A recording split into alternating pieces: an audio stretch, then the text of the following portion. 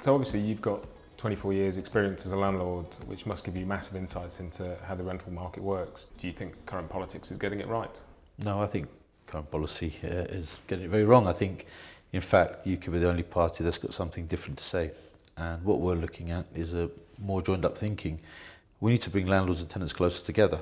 And I don't mean that just in terms of legislation, but in terms of understanding each other's needs. The current situation, if you look at licensing, it's an absolute minefield, and it's very difficult for many landlords to negotiate their way around it. And as a result, I think we're losing investment. We are losing rooms or losing the potential to rent parts of properties purely because of lack of information available to landlords.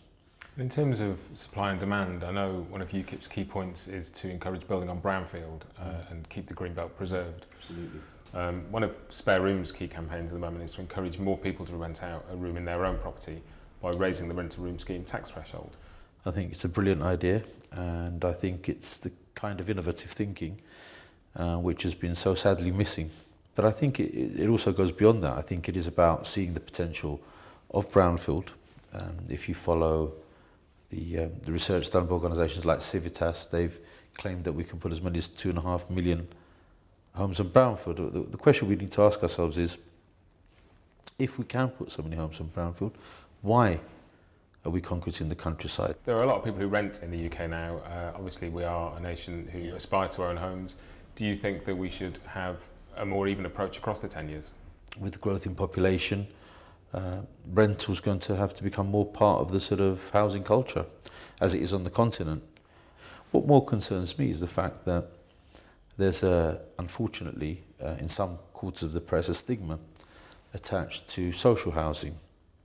And I think that's very wrong. I think a big part of our population in social housing, and I think the very measure of the strength of a society is the way they support those in need and those who most need that. We're in London, which is at the sharpest end of the housing crisis in the UK. It's always been a popular city and always will be.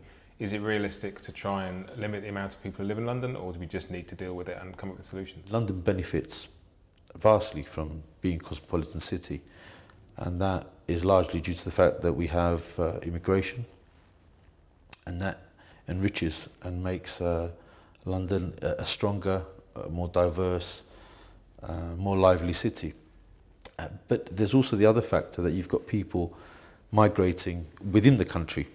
So there is always going to be more pressure for housing in London. I don't think there's much we can do to change that. What we can do is try and even out the balance in demand, because at the moment we don't only have a deficit in housing supply, should I say affordable housing supply largely, but we have an imbalance in demand. And what we need to do that is to spread the prosperity across the country and not to keep the South East as being the only part of Britain which seems to ignite progress or receive government funds. Thanks for coming. Thank you.